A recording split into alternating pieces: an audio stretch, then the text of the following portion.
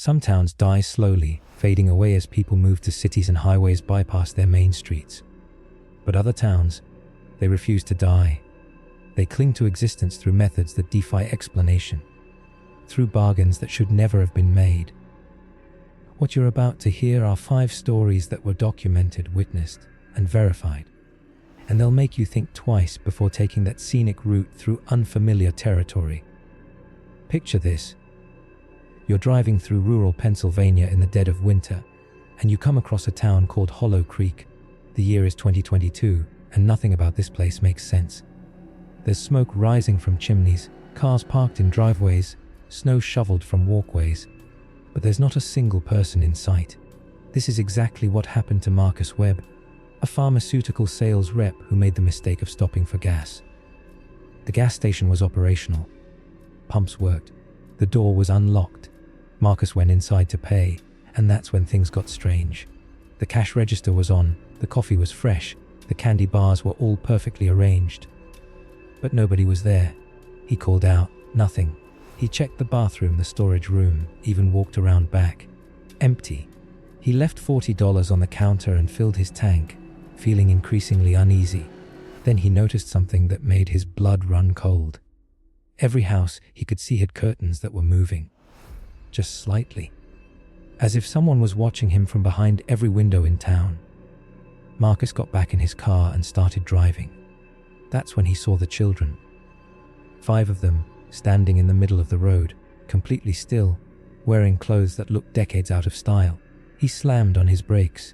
The children didn't move, didn't blink, just stared at him with expressions that were too blank, too empty. He honked his horn. They remained motionless. So he put the car in reverse. And here's where it gets worse. As he backed up, the children walked forward, matching his speed exactly, maintaining the same distance, always blocking his path, always staring. Marcus made a split-second decision. He drove onto someone's lawn around the children and punched the accelerator. In his rearview mirror, he watched those 5 kids turn in perfect unison to watch him leave. Their heads swiveled like mechanisms, too smooth, too coordinated. When he finally reached the edge of town, he looked back one more time. The entire population of Hollow Creek was standing in the street now. Hundreds of people, all perfectly still, all watching him go. He reported it to police, who investigated and found nothing unusual. A normal town with normal people who claimed no one had been acting strangely that day. But Marcus knows what he saw. And he still has nightmares about those children who moved like puppets on strings. The second story takes us to Desert View, Arizona, where the sun beats down mercilessly and the nearest city is 3 hours away. In 2020, during the height of the pandemic, a family of 4 decided to escape the chaos and rent a house in this isolated community for a month. The Hendersons thought they'd found paradise. Wide open spaces, clean air, friendly neighbors. For the first week, everything was perfect. Then their daughter Emma started talking about the woman in white. Emma was 6 years old, and she insisted that every night, a woman in a white dress stood at the end of her bed, watching her sleep. The Hendersons did what any parents would do. They checked for intruders, installed a baby monitor, even let Emma sleep in their room. But Emma insisted the woman followed her everywhere. To their room, to the bathroom, always watching, always silent. Her parents assumed it was nightmares brought on by stress. Until Mr. Henderson saw her too. He woke up at 3 in the morning to get water. The hallway was dark except for a strange pale glow coming from Emma's room. He walked to her doorway and saw her. A woman in an old-fashioned white dress, standing at the foot of Emma's bed, head tilted at an unnatural angle, just staring at his sleeping daughter. Mr. Henderson couldn't move, couldn't breathe, couldn't scream. The woman slowly turned her head to look at him, and her eyes were completely white. No pupils, no irises, just blank white orbs that seemed to absorb the light. Then she smiled, and her mouth opened far too wide, revealing teeth that were too sharp, too numerous. The Henderson family left that night, didn't pack, didn't sleep, just grabbed Emma and drove straight back to California. They later learned the history of their rental house. In 1953, a woman named Catherine White had lived there with her daughter. When the daughter died of fever, Catherine refused to accept it. She kept the body in the house for 3 weeks, dressing her in white, telling neighbors her daughter was just sleeping. When authorities finally intervened, Catherine vanished into the desert and was never seen again. But locals say she never really left. She's still searching for children to replace the daughter she lost, still visiting houses where young girls sleep. And if she finds one she likes, she takes them back into the desert where no one can find them. The Hendersons were lucky. They left before Catherine made her choice. Our third story comes from a place that shouldn't exist anymore. Widow's Crossing, Montana was flooded in 1978 when they built a reservoir. The entire town was evacuated, houses demolished, and 40 feet of water covered everything. Except during severe droughts, when the water level drops low enough, the town reappears, and that's when people start dying. In the summer of 2021, the worst drought in decades caused the reservoir to drop to historic lows. The ruins of Widow's Crossing emerged from the mud like bones breaking through skin. Urban explorers, history enthusiasts, and thrill seekers flocked to see the ghost town. Among them was a group of college students filming a documentary. There were 6 of them initially. Only 4 came back. They spent the day exploring, filming the old church, the collapsed schoolhouse, the main street that was still partially intact. As evening approached, they decided to spend the night in what remained of the old hotel. Bad decision. Around midnight, they heard singing. A woman's voice, beautiful and haunting, echoing through the empty building. They followed the sound to what used to be the hotel bar.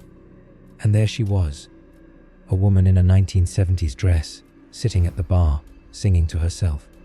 She looked real, solid, not like a ghost at all. One of the students, Tyler, approached her and asked if she was lost. The woman turned to look at him, and that's when they all saw her eyes. They were filled with water, literally filled, like someone had replaced her eyeballs with water balloons. Water that was murky and dark and had things swimming in it. Small things, moving things. She smiled at Tyler and said, "We've been waiting so long for visitors. Won't you stay? The water's so cold here, so lonely." Then she reached for him. Tyler stumbled backward and ran. They all ran. But 2 of them, Sarah and Jake, didn't make it to the exit. The group heard them screaming behind them, heard splashing sounds even though the hotel was on dry ground, heard their friends calling for help in voices that got more and more distant, more and more muffled, as if they were sinking into deep water. The 4 survivors ran until they reached their cars. They called for help immediately. Search and rescue spent 3 days looking for Sarah and Jake. They never found any trace of them. But here's what makes this story truly terrifying. When the drought ended and the reservoir refilled, covering Widow's Crossing once again, 2 bodies were found floating on the surface. Sarah and Jake. The autopsies revealed they had drowned. Their lungs were full of reservoir water. But that should have been impossible. The town had been on dry land. There was no water deep enough to drown in, unless the water itself had followed them. Unless Widow's Crossing exists in 2 places at once. In our world and in another one.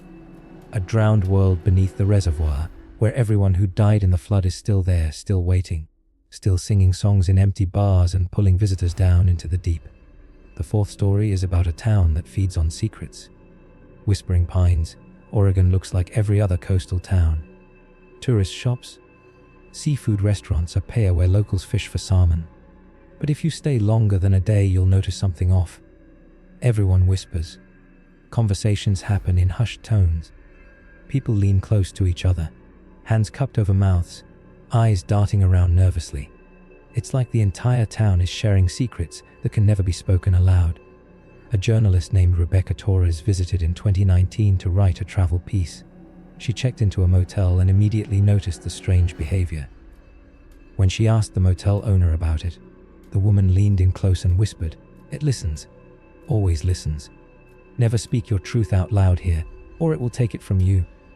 Rebecca thought it was some quirky local superstition. She was wrong. That night, she sat in a diner writing notes for her article, speaking her thoughts aloud as she often did when working. She talked about her real feelings about the town, her disappointment with her career, her fears about her failing marriage, personal thoughts she'd never shared with anyone. As she spoke, she felt the temperature drop. The diner went silent. Every person turned to stare at her with expressions of absolute horror. The waitress rushed over and whispered urgently, "What have you done? You spoke true words. It heard you." Rebecca laughed it off and went back to her motel. But that night, she woke to find she couldn't remember her husband's name, or her job, or why she'd come to Whispering Pines. Every personal truth she'd spoken aloud in that diner had been erased from her memory. She checked her phone. Photos of her husband were gone. Her contact list had gaps where names should be. It was as if parts of her life had been surgically removed, leaving nothing but holes. She fled the town in a panic and drove straight to a hospital. Doctors found nothing wrong with her physically, but the memories never returned. Rebecca spent months trying to reconstruct her life from documents and the testimony of friends. But here's the worst part. Sometimes, late at night, she hears whispering, voices repeating her secrets back to her, the truths that were stolen. And she knows that somewhere in Whispering Pines, there's something that now owns pieces of her soul, something that collects the truths people speak and adds them to its vast and terrible collection. The town doesn't just have a secret. The town is built on secrets, thousands of them, taken from visitors who didn't know to whisper. The fifth and final story brings us to Crossroads, Louisiana.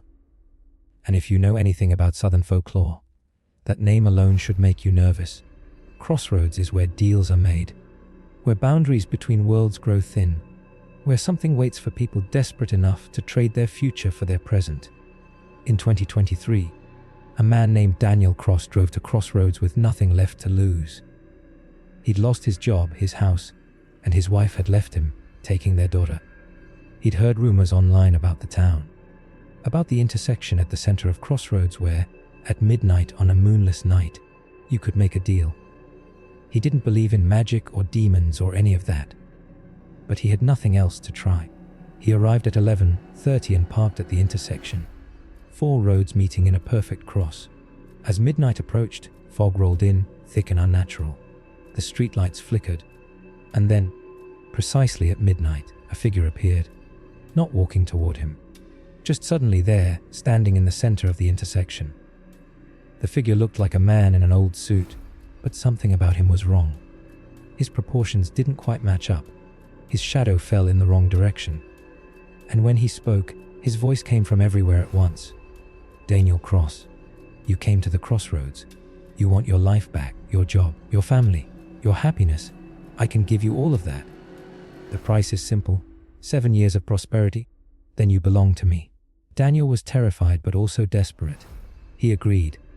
The figure smiled, and suddenly Daniel was holding a contract, written in ink that seemed to move on the page. He signed it with a pen the figure offered. The moment he finished writing his name, the figure vanished. The fog cleared. Daniel drove home feeling foolish. Probably just some elaborate prank. But the next day, his former boss called offering him his old job back at double the salary. His wife called saying she wanted to try again. Within a month, everything in Daniel's life had turned around. He became successful beyond his wildest dreams, and he managed to convince himself that the crossroads had been a coincidence, a hallucination brought on by stress, until 7 years later, when he woke up on the anniversary of that night and found a mark on his chest, a brand in the shape of a crossroads. And every night since, he's felt something watching him, waiting for him, counting down the hours until it comes to collect what he promised. Daniel has tried everything, moving to different states, changing his name, even hiding in churches and sacred places. But the mark burns hotter every day. And he's seen the figure again, standing across the street from his house, sitting in the back of his church, always watching, always waiting. The 7 years of prosperity are over. The debt is due, and the entity at the crossroads always collects. So what's the lesson from these 5 stories? It's simple. Small towns aren't always what they seem. Sometimes they're hiding in plain sight, holding on to curses that go back generations. Sometimes they exist between worlds, in spaces where our reality wears thin.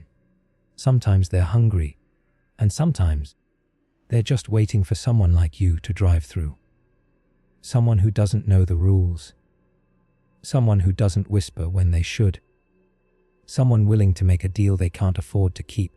If you're ever traveling through an unfamiliar town and something feels off, trust that instinct. Don't stop for gas. Don't ask questions. Don't speak your truths aloud. And whatever you do, don't make deals at intersections on moonless nights. Because these stories are true. The people I've named are real.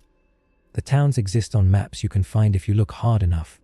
And somewhere out there, in the forgotten corners of America, something is waiting for the next traveler who doesn't heed the warnings. Waiting for you.